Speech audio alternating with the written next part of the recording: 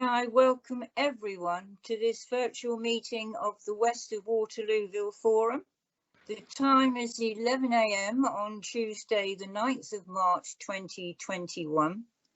This is a Winchester City Council meeting held under new regulations which came into effect on the 4th of April 2020 in response to the COVID-19 situation.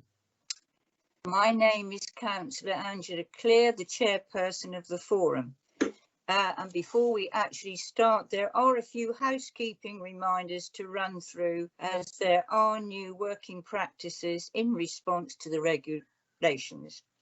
First of all, please may I ask everyone present in this virtual meeting that your microphones remain muted and your camera is turned off whilst you are not addressing the meeting, as this will reduce background noise and avoid any unintentional disturbances. Please can I also advise that this meeting is being audio recorded and live streamed from the Council's website, and a video recording of the meeting will be uploaded to the Council's YouTube channel after the meeting, where it can be found next to the meeting's details, where the recording will remain thereafter. Members and officers, where appropriate, for each item, please use the chat function of the meeting to indicate that you wish to speak or to raise a point of order or explanation, and I will invite you to then speak at the appropriate time.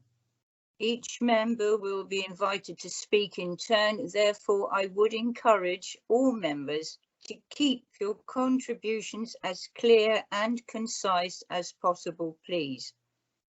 If, when speaking and referring to the presentation, please make sure you reference the page or the paragraph number if this applies. Thank you. And finally, if members wish to leave the meeting at any point, could they please make themselves known to me through the chat function? I will announce to the meeting that you are to leave. So please, may I just now ask the Democratic Services Officer to undertake a roll call of members of the forum to confirm who is present this morning. Thank you. Dave. Yes, thank you, Chair, Councillor Clear. First of all, can I begin with yourself, Councillor Clear? Yes, I'm here. Good morning. Thank you. Councillor Brooke? Hello, yes, I'm here, but not for very long. Okay, thank you. Councillor Cutler? Yes, I'm present, Dave. And Councillor Reid? Present. Thank you. Havant Borough Councillors, Councillor Mill? I've had apologies from Councillors Patel and Robinson. Councillor Wade? Yes, present. Thank you. Hampshire County Councillors, again, I've had apologies from Councillor Hughes. Councillor Stallard? Yes, I'm here. Thank you. And from Newlands, Councillor Crichton? Present. Apologies from Councillor Berry, who unfortunately has a hospital appointment this morning. Okay, thank you for confirming that. And may I take the opportunity to tell you which officers are present today? Yes, please. Thank you. Thank you. Thank you, Councillor. Winchester City Council, we have Julie Pinnock, Service Lead Built Environment, Mark Maitland, Community Engagement Officer, and Chris Hughes, Implementation Officer. And from Havant Borough Council, I have Katie Baum, Community Officer, and Louise Weaver, Community Infrastructure Officer. I'm David Shaw from Democratic Services at Winchester City Council, and I'm supported today by Matthew Watson, also from Democratic Services. Thank you, Chair. Thank you so much. Before we continue, Councillor Reid, I believe you've raised your hand, sir. Thank you very much, Chair. Yes, just very quickly, with regard to the where are we, the county, is Councillor Briggs not present? She is the deputy. Dave. Thank you, Councillor Reid. Well, let me ask the meeting. Councillor Briggs.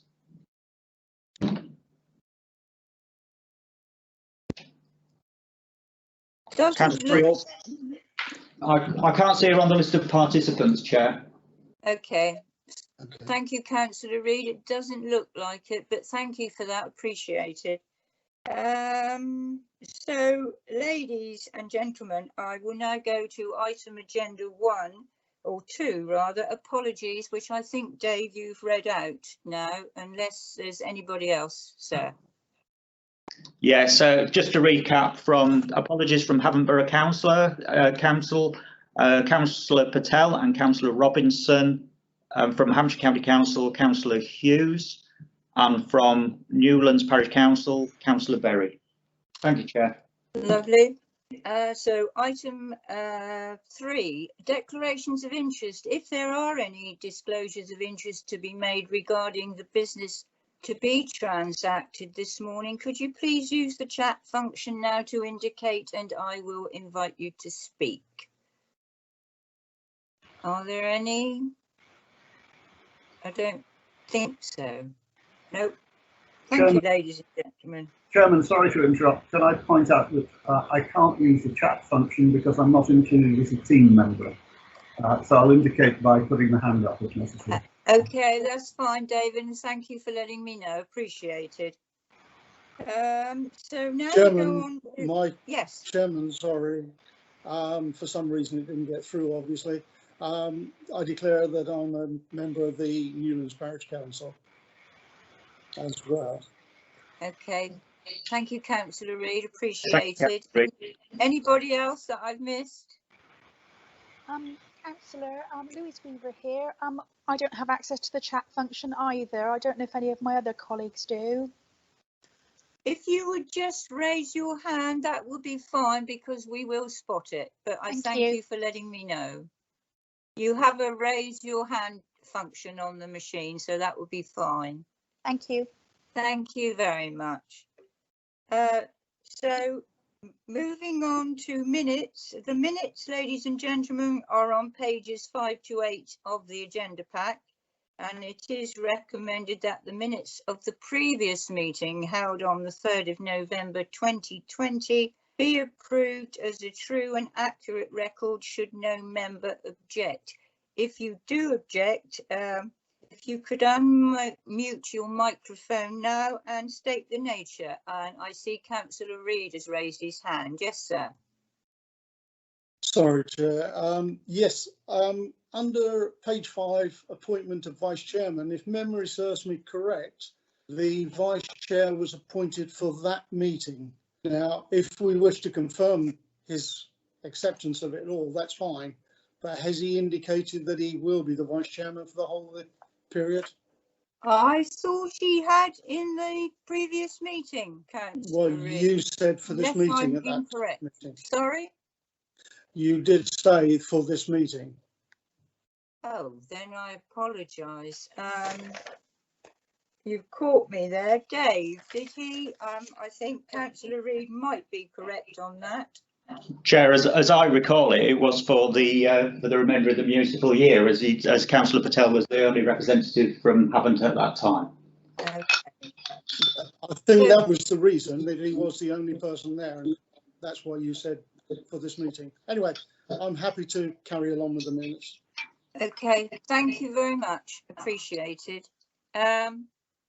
Any more objections, or is there anybody that's don't agree with the minutes? If not, may we pass these as a true record of the meeting for November 2020?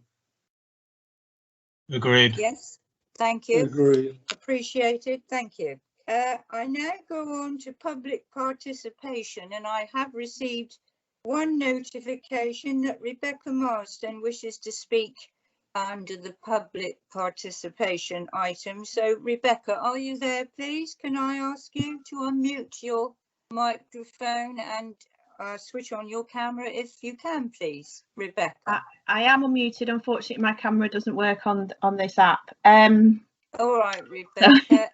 That's okay. Fine. We won't see you, but we welcome you, Rebecca, as always. You will be limited to 3 minutes, and there will be a clock. And I Dave Shaw will let me know when the 3 minutes are up. If you're still in the middle of a sentence, Rebecca, then by all means finish when your 3 minutes are up, and then we'll go from there. So I'm going to hand over to you at this time. Off you go, Rebecca. So first of all, my situation is that I am wondering whether to purchase my home or not, buy or sell. And there's several issues in the development which are halting my decision or making it very difficult to make a decision, and I'm sure for others as well. I wondered what was happening with the Section 104 adoption of drainage and where we're up to with the drain situation, due to the fact that there have been problems with the pump station, and residents have reported that again this weekend. Also, the Section 104 was reported at the parish meeting that it hadn't been signed due to a lack of people in the local office. I also have a separate issue going through with the Consumer Council for Water regarding the drainage. There are people in the local office. I'm not sure why it can't be escalated if it's a quite an urgent thing, an adoption, but for somebody to be in the local office shouldn't necessarily hold up a legal document. So I'd like an update on that, as well as the road adoption and clarification on whether the Highway Section 220 Advanced Payments Code Notice dated the 9th of the 1st 09 it is signed, and the implications of that, and the implication for the adoption of not just the Spine Road, but the wider roads off the Spine Road, and when the defect repairs on this area of the estates are going to happen, and an assurance that it is being adopted by Hampshire County Council would be gratefully appreciated by residents. In conjunction with that, a management map was promised. The Parish Council funded a management map tool so that they could use that software. That software has been purchased, and as yet there is no management map been forthcoming. Can we please have one, and can it be shared with residents as promised? The industrial land is due to have a planning application put in, and the photographers were there yesterday. There are residents who are very affected by the proximity of the industrial units proposed, and there is concern amongst the residents. Please could we have it published widely and advertised widely when that planning application is put forward for local residents to take part in that and be a part of that process. In terms of having open space, there has been discussions at parish meetings regarding the open space, of which I contributed to at the last meeting, and the minutes weren't correctly and accurately recorded. I do have issue with anyone other than Havant Borough Council taking on the adoption of having open space in the development due to the possible impacts on staircasing for shared owners with legislation 2012. Also, whether it's in the best interest of the nuisance residents that in the long term would pay presets to pay for maintenance of Havant Borough Council area once Section 106 funds run out. The accountability: as a Havant resident, I wish to be able to phone directly to the council responsible for the quality of the maintenance, not have this distance through parish to a third-party contractor. And the parish are new and don't have the structure or the experience of. Yes. You can finish your sentence, but I'm sorry, your 3 minutes are up. But if you just like to finish your sentence, yeah, fine. This is my last sentence. Yeah. The parish don't have the structural experience of Havant Borough estates and parks teams, etc. This was the terms on which we were promised upon purchase of our homes for local council adoption. Please could we as residents get the answers to all of these questions in full as soon as possible, please? Yeah. Thanks. Rebecca, as always, thank you. You may wish to remain in the virtual meeting. I can't keep coming back to you though to answer all your questions, but they may be answered when we go through the meeting and the presentations. If you want to leave the meeting, then you do so by pressing the telephone symbol with the red background, and then you're very welcome to continue to listen to the live audio broadcast of the meeting, which is available under the meetings page on the council's website. But obviously, if you wish to remain in this meeting but I'm afraid you've had your 3 minutes, but you are very welcome to remain and listen, Rebecca. Yeah, if you can't get back to me in the meeting, could you please put the answers in writing to the questions raised? Yeah, but Thank if you you. listen to the presentation and everything, your queries might be your solutions to your queries. But there's one thing I can tell you, if I may, Yeah. about the S104. Taylor Wimpey's adoption manager is unable to join us today, as he's actually in a meeting with Southern Water to discuss the S104 adoption, but he's there now at the same time as the forum. So I will Good planning. I will happily talk to Taylor Wimpey and send a note to you and everybody at the forum once we know the outcome of that, Rebecca. So I can answer that one for you. Thanks. Okay, thank you so much. So if you could mute your button, and that would be lovely. Thank you. I'm now moving on to the business items on the agenda, starting with verbal progress reports. And I believe our first one today is from Jenny Upstall from Granger. And members, could I remind you that if you wish to speak on this item, if you could make it known to me by using the chat function within the meeting, and I'll come to you in turn after the presentation. But as I said earlier, could you keep your points clear and succinct? So Jenny, may I go over to you for the Granger update? Thank you. Of course. Hello, everyone. Yeah, so in terms of planning applications, we currently have 3 in the works. The Bearwood Community Nature Reserve, the Sports Pavilion and the Phase 2 of Town Park. All of these are available on the portal and we're still awaiting decisions. In terms of infrastructure works, we've commenced the final landscaping works on the River Wallington. We anticipate that being finished within the next couple of months, obviously weather dependent. The entrance roundabout will be resurfaced at some point. We're currently looking into the logistics of that because the surface on there at the moment is breaking up. In terms of the suds that are being put in on the Larkfields phase, so that's phase 3B, that is still ongoing, but we anticipate completion in April. The Western Link Road work is on track at the moment. Work has commenced in terms of things like tree clearance, that sort of stuff. Stakes Hill, the works on that have been pushed back to September. This is due to Hampshire County Council delays, which is completely understandable given the current climate, but it just means that our programme is having to be rejigged slightly. The yellow line strategy, so the double yellow lines and sort of parking bays, etc., on Granger Street and Horton Avenue have been submitted to Hampshire County Council for approval, and we're awaiting approval on that. We are obviously liaising with Hampshire County Council on the future road adoption going forwards.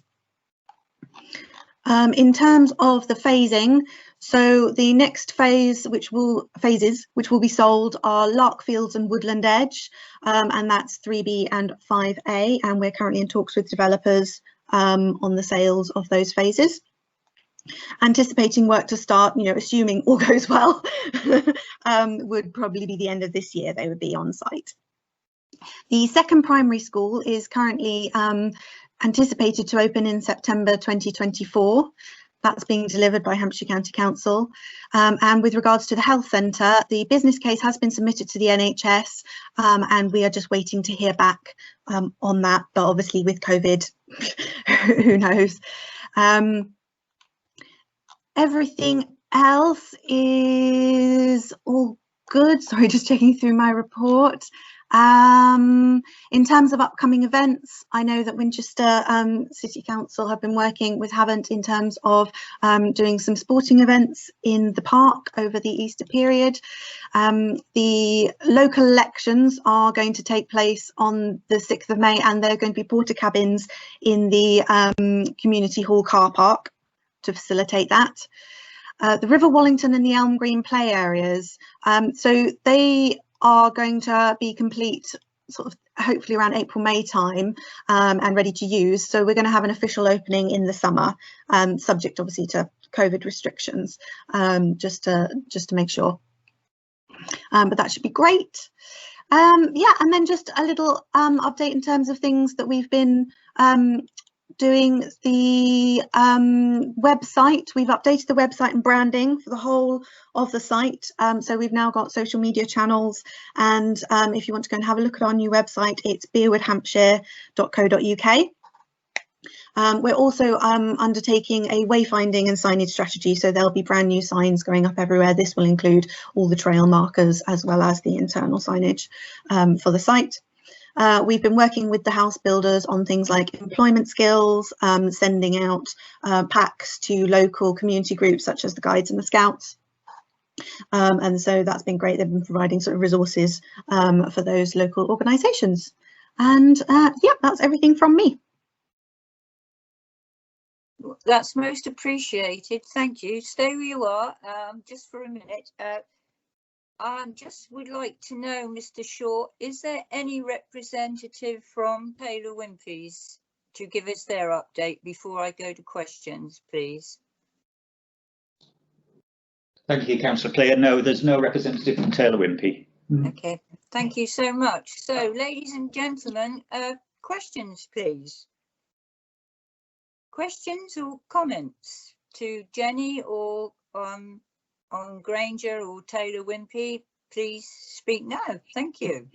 Yes, Councillor Reid, Chair. Thank you, Councillor Reid. Over to you. Thank you, Chairman. Thank Jenny for her report. It's quite a lot in it. But however, there are a number of items on the minutes of the last meeting which are still to be covered. At what point are these going to be covered, please? The traffic management, I will take in a minute, if I may, Councillor Reid, because that's the B2150 review. Which ones are you on about specifically? Well, basically, sorry, Chair. Basically, it was the traffic management in its general, the Brambles Farm access, the Aquin element, and I presume we can ask about litter bins with regard to the last minute. Yeah. Well, I'll take the B2150, but I would wonder if one of the Havant Borough Council would like to speak on the Brambles Farm access, because it's a long list, isn't it, from Havant Borough Council. I wondered if they could come up, or even David, who's raised his hand. David. Thank you, Chairman. I had a site visit with Councillor Robinson, who can't make the meeting today, who wasn't aware of the background to this. Many of you will be aware that for about 5 years now we have been pursuing the question of access from Brambles Farm through to Wellington Park. And the clear line to take that is between Base Point and the site previously occupied by Thomas Sanderson. We discovered only a few months ago that the freeholder is actually Havant Borough Council, and I therefore raised a request with Councillor Hughes to find out how quickly we could get the land made available as it belongs to Havant. Now, I understand that there was some concern about the leaseholder. I'm sorry Councillor Robinson can't be here today because she agrees with me. There's no practical reason we can see for refusing this request. It has no material effect on the site itself. It's a strip of land down the edge of it.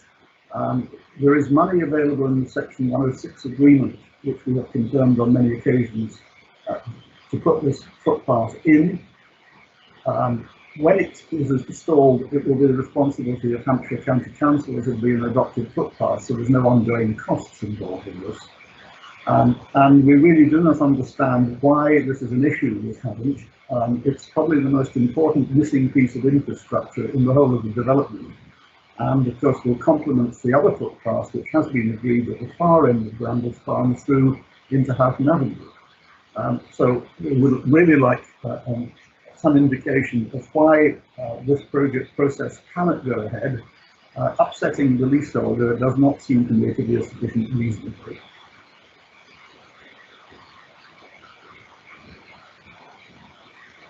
Thank you, David. Is there a councillor that could help us on this, please? Sorry to interrupt, Chairman. Can I say that if none of the councillors present want to make a comment on it, Councillor Robinson has indicated that she's going to raise it with both Councillor Hughes and probably with the leader of the council to come back with a response on that. So it may well simply note at the moment the matter is back in play again. Okay, David, we'll do that then. Thank you so much. Anything else? Did you say?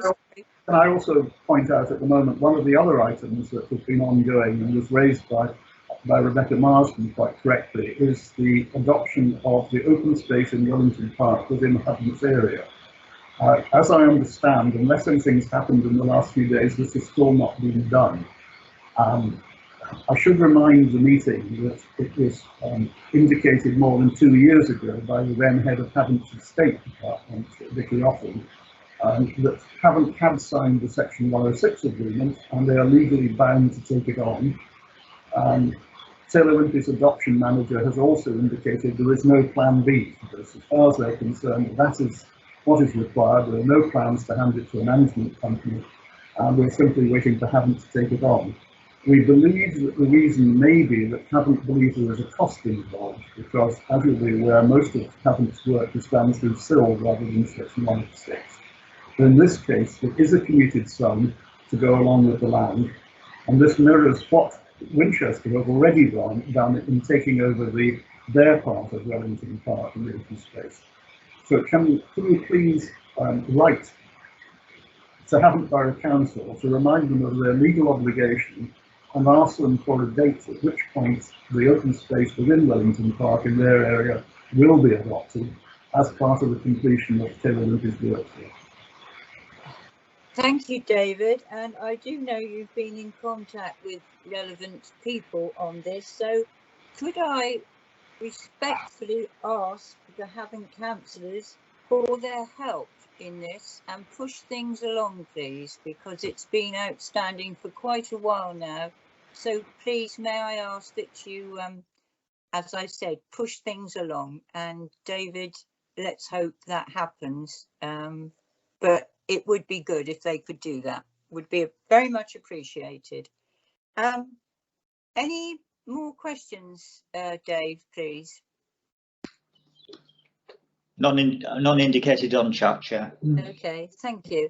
Councillor Reid, I will come back to the B2150 because I did say, and ladies and gentlemen, at the last meeting that I would look into it, and as soon as the meeting was over, I did email Holly Drury at Hampshire, who is the principal transport planner.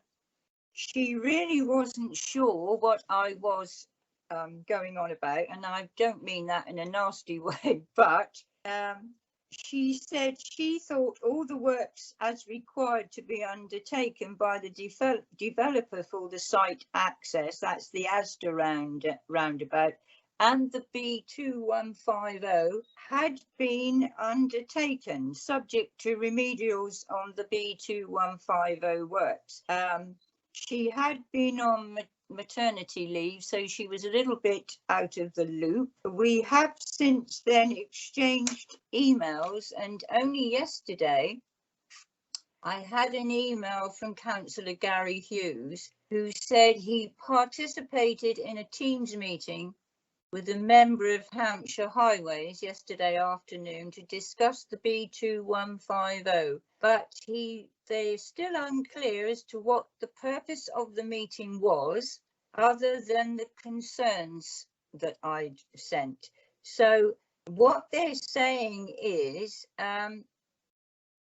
could you and perhaps I've done it in the wrong way, or I haven't told them everything. If that's the case, I completely apologise to you. They would like a detailed, again, set of issues relating to the road in order that it can be determined what is the most appropriate vehicle for taking them forward for resolution. And ideally, this should be minuted. Also, I received another letter from Holly Jury to say that at the moment, with the examination on Aquin closes on the 8th of March, she's very busy sorting that out at the moment. So forgive me if I haven't come up with the correct answers today, but I have been going backwards and forwards to them. So if anybody can help me regarding the issues again, let's get a very long list, and then I will do what I've been asked to do by Councillor Hughes and send once more our concerns. So does anybody want to come back on that, please? Mike, do you? Yes, Chair, please. The whole problem was the B2150 was being upgraded bit by bit as and when required. But to be quite honest, there's been no overall review of the road. And when I spoke to Councillor Humby, who is the portfolio holder in Hampshire, he said that he would try and get a team to look and review the whole length of the B2150 from the Asda roundabout down to the Taylor Wimpey entrance on the B2150. They put a new crossing in, and this is really what started the whole thing up. The new crossing was debatable as to whether it was in the right place, because you've got a crossing on the other side of the roundabout. However, that has now been installed. But the problem is, one would like to have a look at the whole of that road, bearing in mind that the final figure is 3,500 dwellings going on that site, and it will have and has had a vast, what's the word I'm looking for, problem with the movement on that road. When the lockdown's on, it's terrific. You can go up there and get to Waterlooville from Denmead in 5 minutes. When the traffic's back to its normality, it can take 10 to 15 minutes just to move those 2 miles. It's becoming terribly congested, and this was the idea of the review of the whole of that section of the B2150. Yeah. Obviously, it picks up the Sickle Way possible closure, and I think David may wish to come back on that one. And obviously the Sunnymead Drive possible mini roundabout, because more and more traffic will be directed that way if Sickle Road is closed, because it will create a much larger problem than there is already.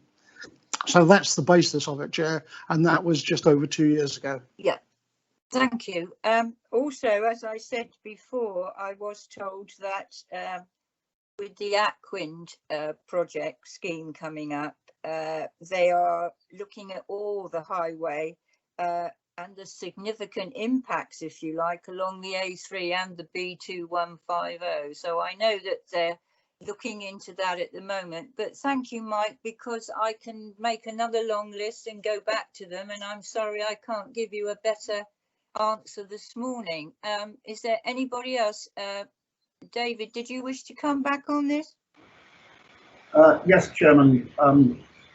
Mike has raised the question of the closure of Sickle Way, which has been an open issue ever since we moved into the development many years ago.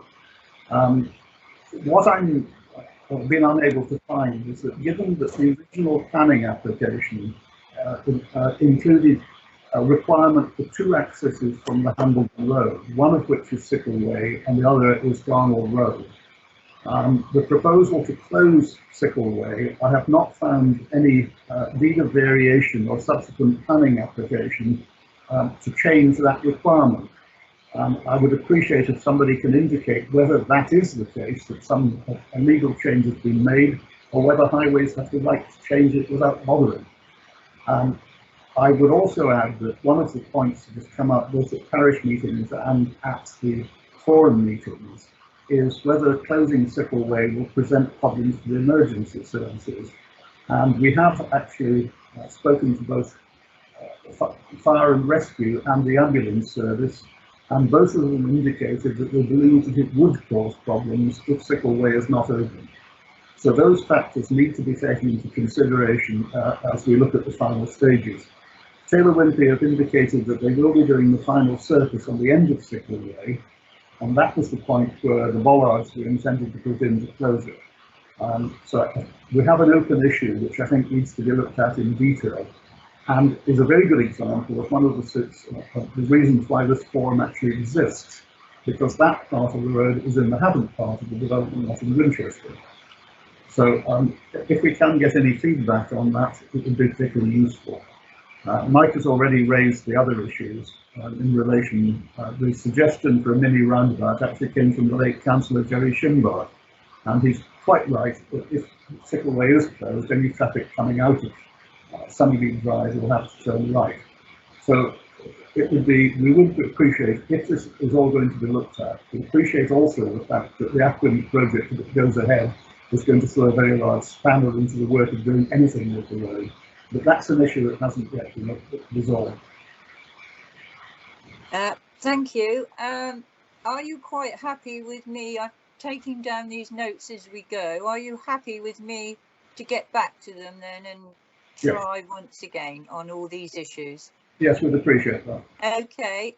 Councillor Reid, did you want to come back in on this? Just to really highlight the fact that David has said that Sickle Way is actually within Havant, I think it's fair to say that any of the accesses points either onto the London Road or the B2150 are all within Havant. We don't have a Winchester access off of the site, the MDA site at all. So that is a problem. And could I suggest that we may involve our county councillors to try to bring some pressures to bear, because this is now well over 2 years trying to get some answers to these things. Thank you. Good point. Thank you so much. Appreciated. Any more, Dave? Questions? Queries? Chair, there's none on chat, no new hands raised. Okay. Well, ladies and gentlemen, that is. Chairman, may I bring up a couple of other points? I've left my hand up.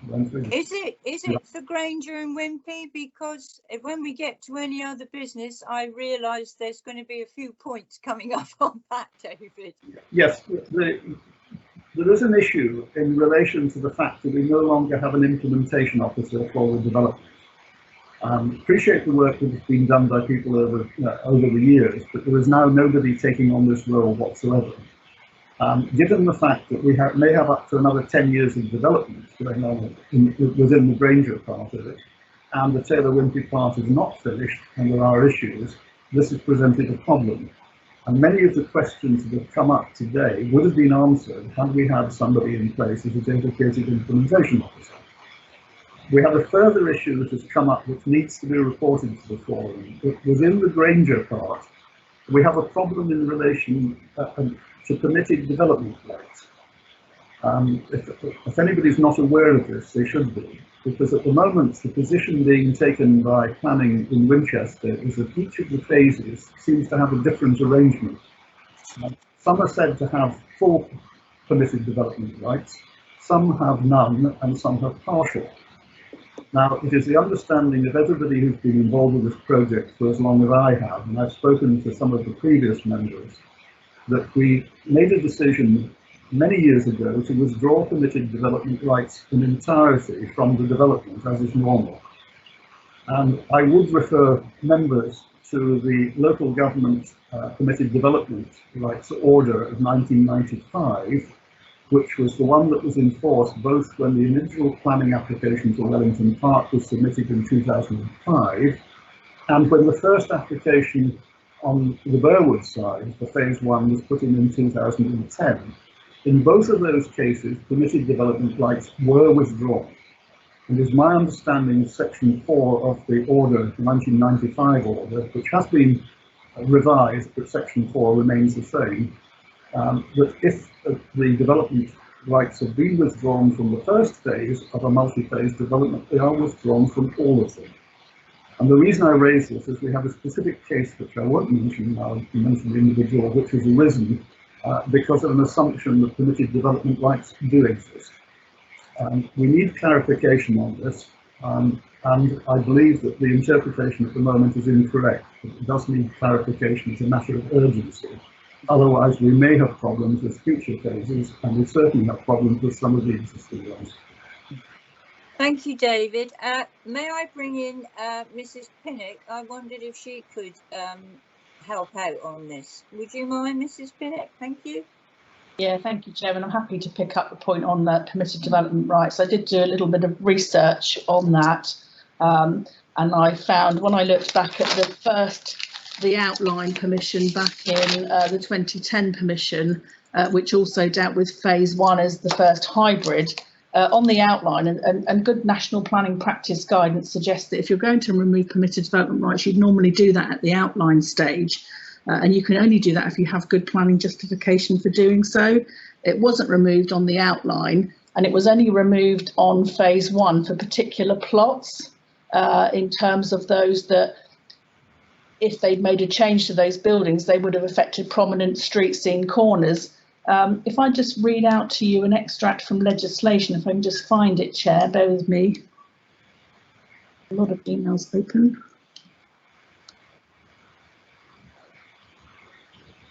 Yeah, this is a quote from the National Planning Practice, from the National Planning Practice Guidance, and it talks about it's clear, so it's clear which rights have been limited or withdrawn, area-wide or blanket removal of freedom to carry out small-scale domestic and non-domestic alterations that would otherwise not require an application are unlikely to meet the test of reasonableness and necessity. So what it talks about is the local planning authority does have powers under Article 4, but that would be separate to those removal by condition. And if we are removing any permitted development rights, we have to have regard to paragraph 55 of the National Planning Policy Framework that makes it clear that any conditions should be kept to a minimum and only used when they meet the following tests. And these are tests we apply to all planning conditions and Section 106 legal agreements, and that is that they are necessary, relevant to the planning, relevant to the development to be permitted, enforceable, precise and reasonable in all other respects. Good practice tells us we shouldn't just remove blanket permitted development rights. I've just read that out to you. So what we have to do is assess each case on its merits and then decide if we think that someone exercising that right would result in significant planning harm and that we should seek to level that amount of control. So, Chair, the advice at the moment is that the outline didn't remove that permitted development right. What we've done is looked at each case on its merits. We've had them, and a few phases have had some permitted development rights removed, but obviously we'll continue to monitor that as we receive each new phase of development and decide whether that meets the tests of lawfulness that's laid out in the National Planning Policy Framework, Chair. I'm happy to pick that up perhaps offline and explain that, in more detail, perhaps if that would help to the Parish Council, but I think, members of our planning committee are very familiar with those tests, and it's a matter of planning law, Chair. Thank you. No, appreciate it. Excuse me, before you proceed, Chair, just to tell you that Councillor Brooke from Winchester City Council has now left the meeting. Thank you. Thank you, Mr. Shaw. Thank you. Councillor Reid, I see you raised your hand. Thank you, Chairman. Yes, it was a little bit of a surprise when I spoke to Julie about this subject, because I was on the original committees that we believed that permitted development was removed on the grounds of the density of the developments. It was considered that any development could have an upsetting view on neighbouring properties, and so the removal of the permitted development was removed for that reason alone. It doesn't mean to say you can't develop what it means is it's just got to have a planning application in order to undertake that development. And one's not trying to stop any further development on the site, but just to make sure that it's controlled. At the moment, things are going, shall we say, a little uncontrolled because permitted development is being exercised, quite rightly by the sound of it, on the site, and it's caused a very large upset on the community. I think the other thing we've got to remember, Chair, is that this is not a normal site. This is an MDA site across 2 authorities. And we do, with all willingness, look at planning in slightly different ways between Havant and Winchester. But the Joint Planning Committee has always managed to come to the right decision. Prior to that, we had 2 planning committees dealing with sometimes a single application, and it was extremely difficult to know exactly what to do in those circumstances. So the Joint Planning Committee is a must for MDA, initial MDA planning applications, but that I think is going to be another subject that we'll touch under the next item. Yeah. Councillor Reid, you are correct. I know it says the next. Oh, Mrs. Pinnock, did you want to come back on that? Sorry. I just wanted to make it clear that the guidance I gave did refer to both major development areas and regular planning applications. So the advice is the same, Chair, whether it's an MDA, whether it straddles 2 districts or not. That is a matter of national guidance, Chair. Appreciate it. Thank you. Mr. Shaw, do I have any more questions on this, please? Before I move on. Yes, thank you, Chair. None indicated on chat, and I don't think there's any hands raised either. Thank you, Chair. Okay.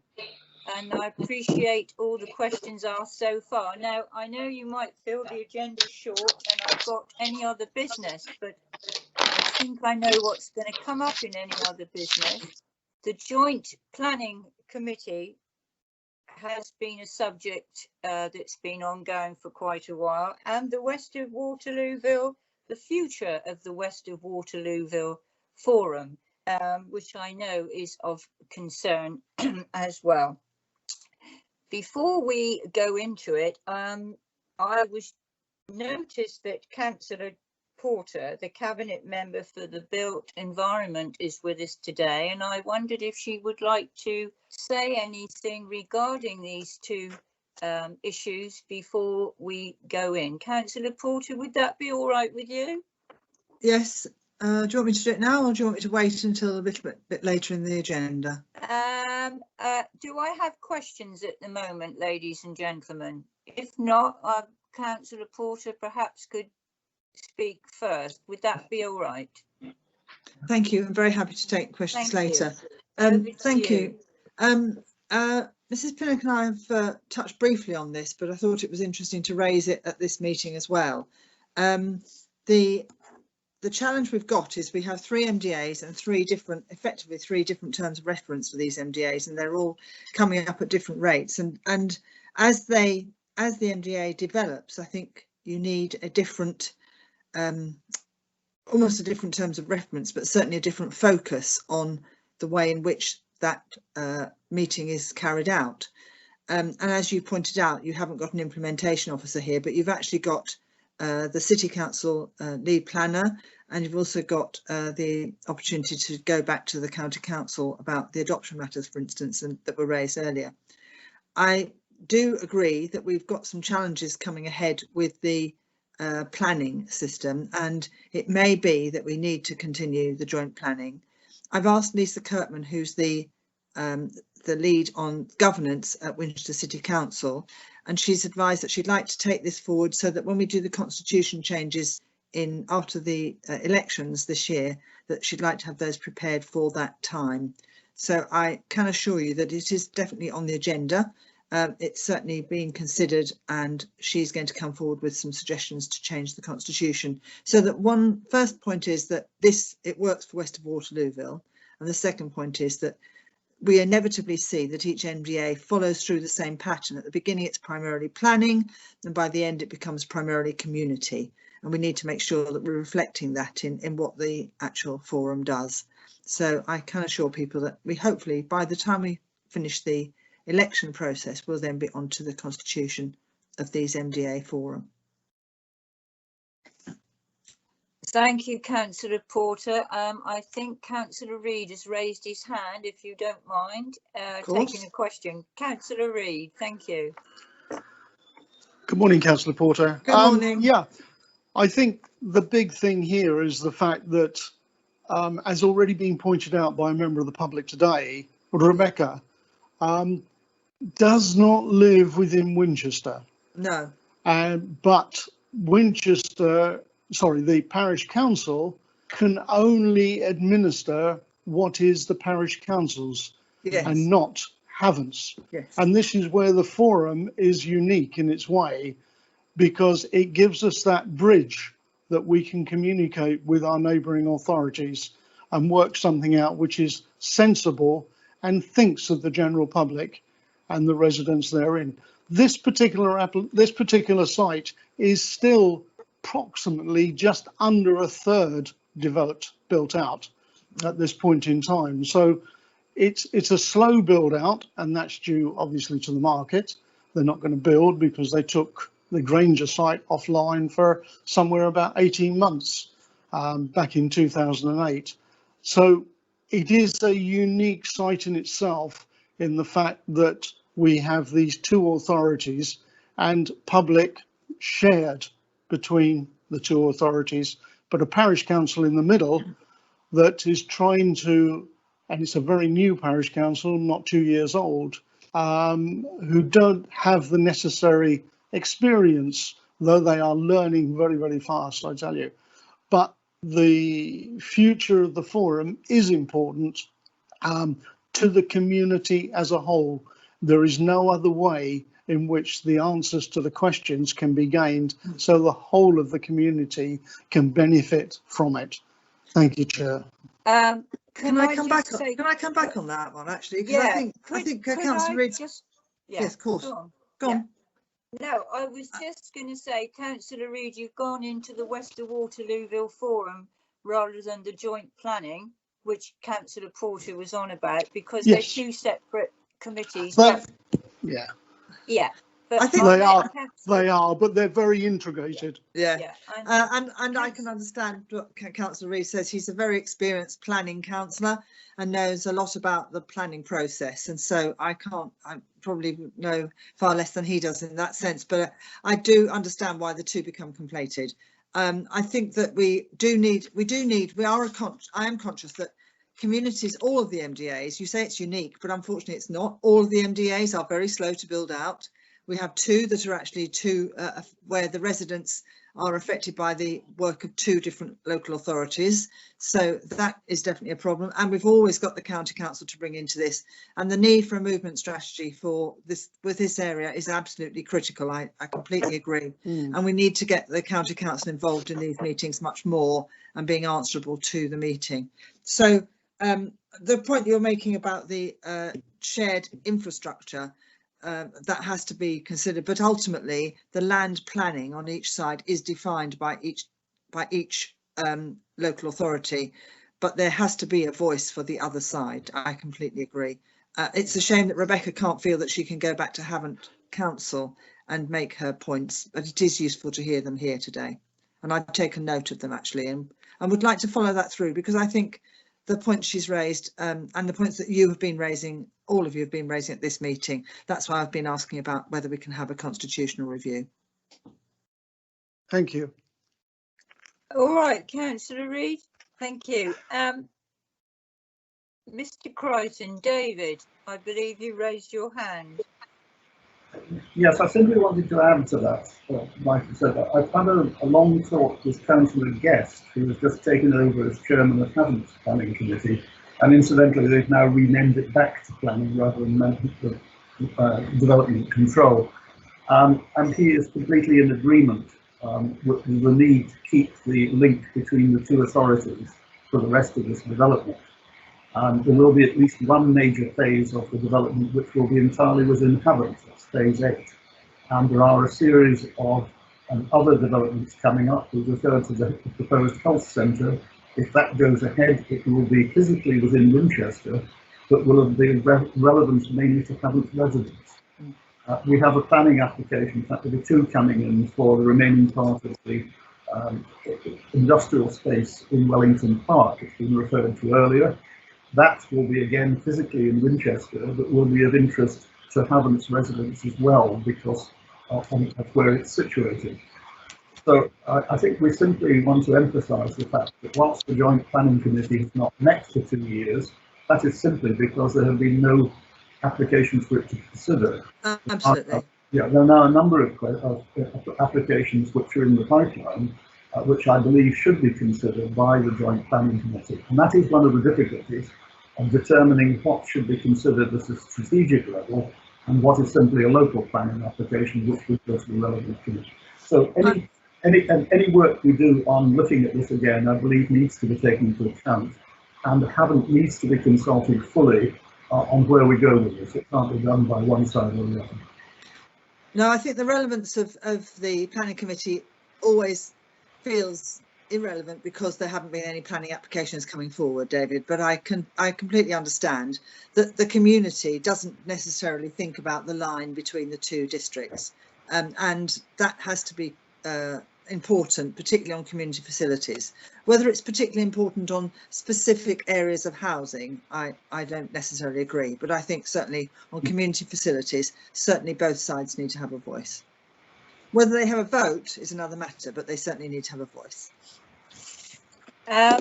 Councillor Cutler, I believe you've raised your hand, sir. Thank you, Chair. Yeah, I just wanted to add to, I mean, David's point about the need for both Havant and Hampshire County councillors to be bought into whatever process we put in place is very important. I mean, as a administration in Winchester, we are committed to trying to find a solution to this, as you can tell from Councillor Porter's response. I think what's more difficult really is being convinced that Havant councillors will take this seriously. This meeting, nearly all the Winchester City councillors covering the 2 wards that the MDA are in are at the meeting, whereas very few of the Havant councillors are here, and I think that leads to some of the problem really is trying to develop that engagement, which I understand is also the problem for the parish council, feeling that they have difficulty engaging with Havant Borough. I think the challenge is for us to be able to engage well with Havant Borough on this, and also the county councillors. And one other point, we talk about planning and the importance of aspects of things that happen within the MDA, but I think we also ought to be conscious of the fact that there is a move to redevelop the centre of Waterlooville, and the residents in the Winchester City area of the MDA need to be able to have a say in that, because that's their community. So I just want to make the point that as an administration and as a cabinet, we are fully committed to finding a solution to this, along with the chair of the forum. But we do need engagement with Havant, particularly. Yeah. Chairman, if I may just come back on that, yes, I'm going to ask Matthew that this section of the recording I take back to Lisa Kirkman as our governance director, so that she can listen to this conversation, because actually I think it's embodied the problem really well. Yeah. And then we can include that in, you and I have already had a conversation and a meeting about this. We can go back and make sure that she hears the benefit of what's said and not just the minutes. I think that would be really useful. Not that I'm decrying Matthew's minutes, but I'm just saying that it would be useful for him to hear the conversation that's gone on, because I think it embodies the problem really well. Yeah, is that all right, Matthew, please?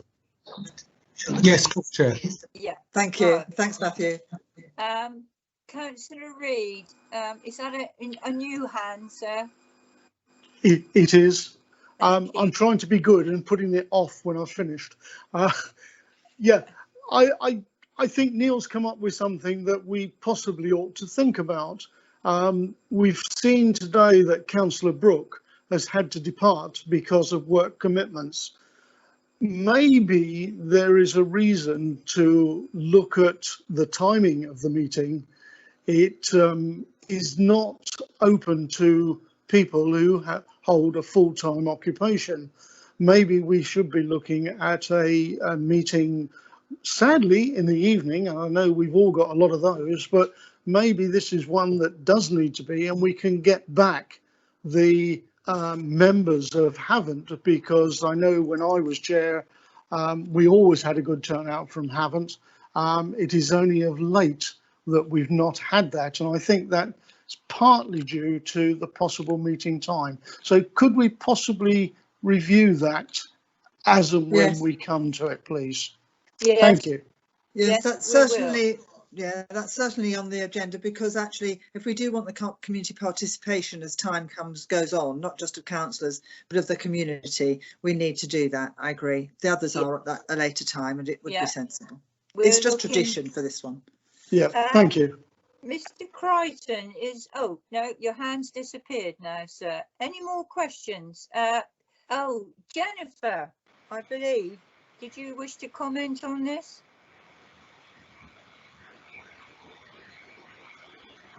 Jenny? No comment. Oh, you had a hand there, so okay, I apologise. David, did you wish to come back in? I'm simply going to add to what Mike had said, that Councillor Robinson's reason for not being at the meeting follows exactly what he said. She's teaching currently. I did point out to her that I think ever since we started the forum, our meetings have been held during the daytime, but it has become increasingly difficult for people to make way for that. And whatever arrangements we make, we need to have something continuing to manage this development. I appreciate the fact that things do change. In the early days, it wasn't a method of informing the residents what was happening. And that actually was so far back, it was when George Hollingbury actually chaired the forum as a Winchester City Councillor. So this has been going on for a very long time. Things do change. We've still got a lot of work to do on this. And the point that Mike has made, I just add to, speaking on behalf of the Parish Council, we do try to take an interest in the residents of the Havant part, of which I'm actually one myself.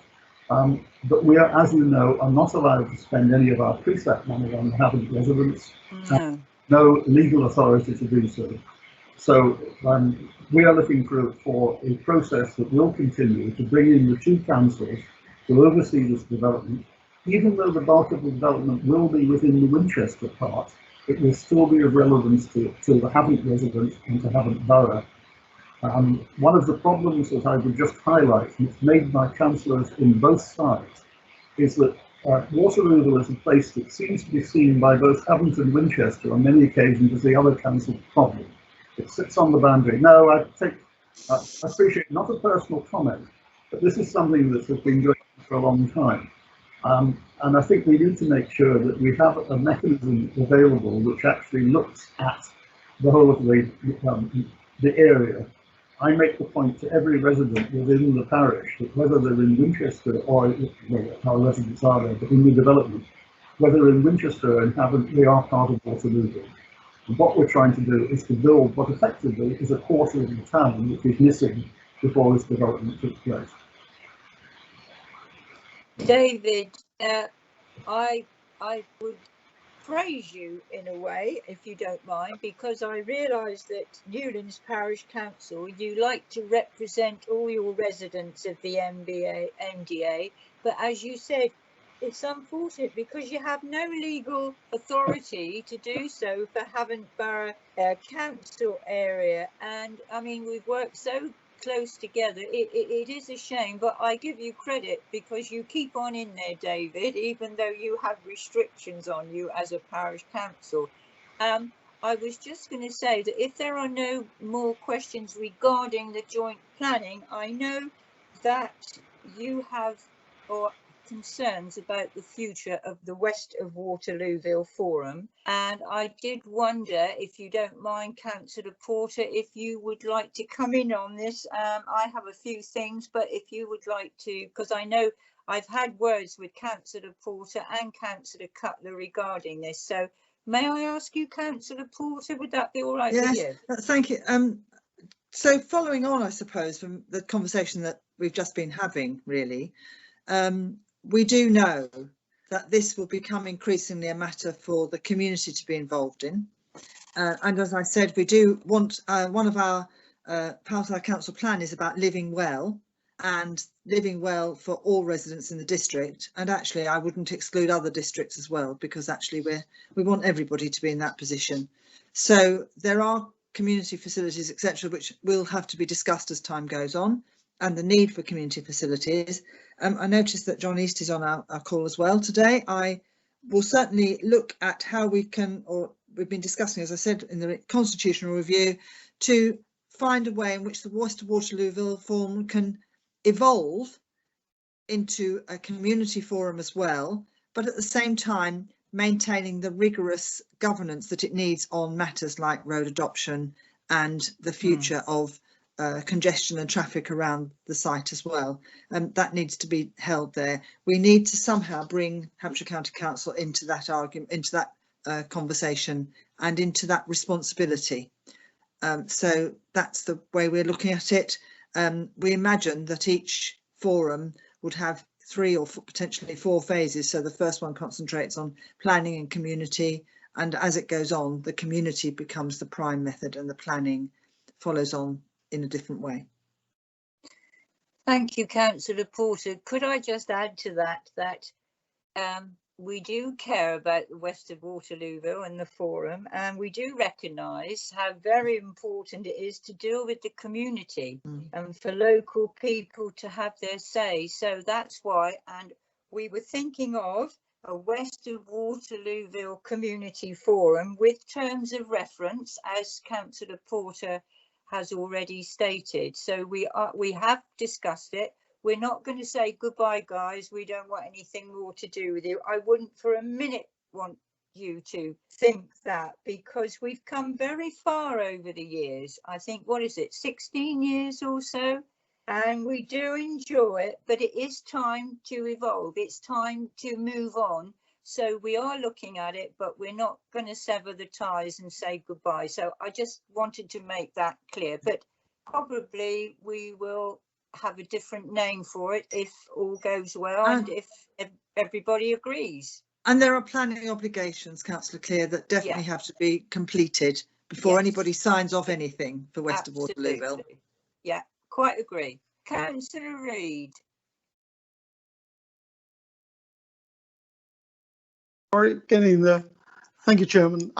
Yes, I think I'm possibly the only member on the group, or maybe Councillor Stallard as well, that has been here for the last 16, 17 years. And it's fair to say that the forum has evolved. If you look back in the early days, you'll find quite different setups. Over the years, I think we've had 2 major changes. With one was the representation, but the main thing is any organisation must evolve to keep going. Changing names doesn't do a darn thing, to be quite honest. Keep the same name, people know what you're talking about. Come out with another name, people get pretty upset and thinking, am I banging my head against a brick wall? So yes, to evolve is a requirement. I brought this question to our legal department some 4 years ago, and we evolved. We changed our routine slightly. So it is a matter of evolving, and I'm glad to hear that we will continue in some form or other, with obviously due respect to each other's localities. So the members of Havant and the members of Winchester can communicate together and basically make a good bonding, and that's after all what the forum was about, to ensure that the integration of the west of Waterlooville into the Winchester, into the Waterlooville community, as much as the Waterlooville community being serviced by the MDA. Yeah. Absolutely. Thank you, Chair. Absolutely. I will try to keep quiet now. Mr. Maitland, I see you've raised your hand, sir. Good morning. Good morning, Chairman. Thank you. I just thought it was an opportune time to mention the fact that I've been working closely with Katie Bone, the community worker for the MDA, and the Parish Council, and also Jenny Upstill from Granger, and we've been discussing and trying to move forward on the idea of a community plan for the development. So not just Newlands Parish, but those elements of the development that also fall within Hampton Borough as well.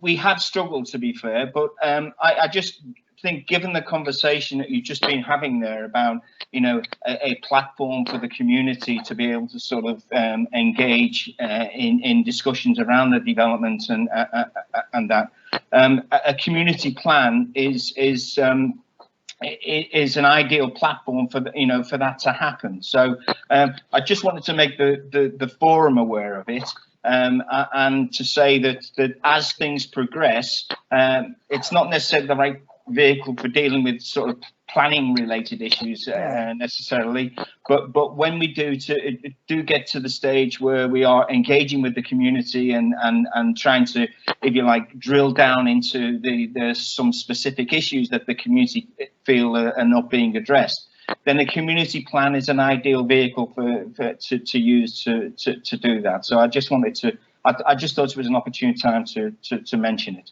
Yeah, that's appreciated. Thank you so much. Mr. Crichton, is that a new hand or an old hand, sir? As I say. It's a new hand. I was simply going to point out that as part of the work that Mark and Katie have been doing, absolutely right. They are able to bring together the two sides of the community. What has been done as a first step, if people are not aware of it, is there is a parish profile document which you'll find on the Newlands Parish Council website, which is its first edition. And it's basically a PDF about 50 pages to start off with, which is a guide to everything you want to know about the development. And that is the whole development, not just the parish. We've made that available both to the sales officers in the Granger side and also to estate agents, as it answers many of the questions. And I think that is a nice focal point for what we're trying to do as a community, rather than just as a parish council, people aware of what's happening and to bring them into that process. So our thanks particularly to the work that's been done by Mark and Katie on this, and we look forward to supporting it. Thank you so much. Councillor Stallard, good morning. Good morning, everyone. Yes, I say good morning because this is one of the rare occasions I've actually been able to attend.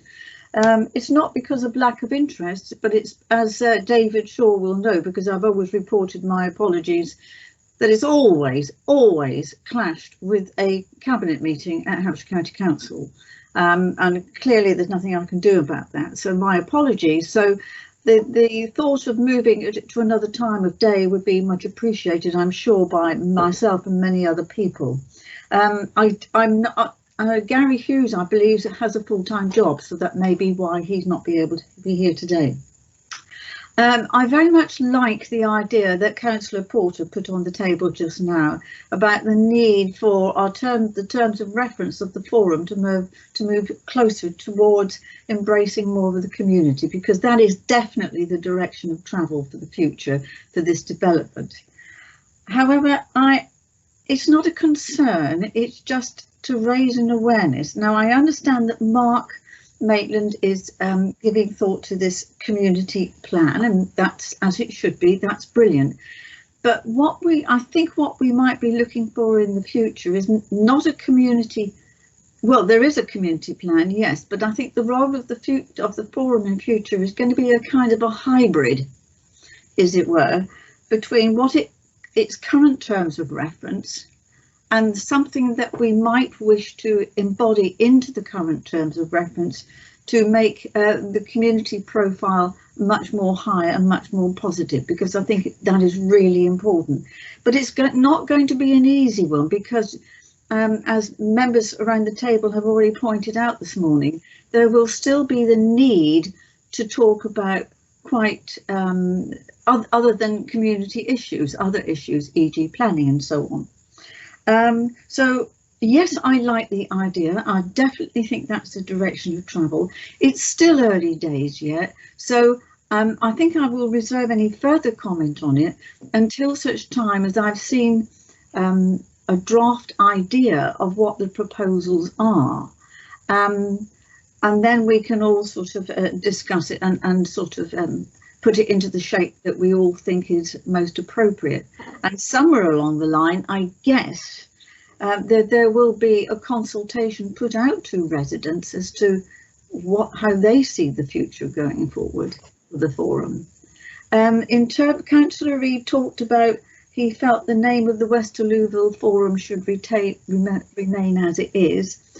I'm not altogether sure about that. Yes, everybody knows that everyone's heard of the West of Waterlooville Forum, but I think we need to ask residents collectively if they are happy to be referred to as the West of Waterlooville, because I know that lots of them like to be identified quite clearly with their own particular area. You know. So I think we should ask the residents for their ideas. Now, I know that's going to open up a can of worms, because they'll all have different ideas about what they want to call it. But it's a little bit insidious, I think, just to say a blanket West of Waterlooville when they are, after all, people's homes and they matter very much to people. Those are my only comments at this present time, Madam Chairman. As I say, I'm very interested in the proposal, but I would like to reserve a further comment until I've seen such proposals. Thank you. Councillor Stallard, as always, I welcome and appreciate your input, and you've made some very sensible, may I say, suggestions there, and thank you so much. Are there any more to come back on this, please? I don't think so. May I say that, as I said, oh, Councillor Porter, did you wish to come in? Just to say, I've noted everything, and I certainly note that what Councillor Stallard said, very clear. We do have planning obligations, and we need to make sure those are completed too. Can we have a neighbourhood plan? Neighbourhood plan. Thank you. Thank you, Rebecca. I got you. We've noted. Could I just say a big thank you also to Councillor Porter for coming along this morning and talking to us about everything. It's much appreciated. And as you know, Councillor Porter's taken everything on board, and she will go away and put it all together, and we will be in touch with you all regarding this. I mean, it is about the people. It's the way forward is, I feel, for the people to have their say, what it's like to live where they're living, which I think would be a good thing. And it's all in our interests, I feel, that residents feel a strong link to the local community that supports them. And personally, as I said earlier, we're not going anywhere. We're still here, whether we call it West of Waterlooville Forum, community or whatever. We will still be here. And I personally am looking forward to see what the next steps will be and how we do take it forward. So I appreciate, ladies and gentlemen, all your input and comments this morning. And once again, thank you, Councillor Porter. I feel we've made progress. I feel good about it. I hope you all do. And unless there's any other business, I'm going to say that concludes the formal business for this meeting this morning. And may I thank you one and all for coming along and sharing it with us. And I send my best wishes to you all. Thank you so much. Appreciated.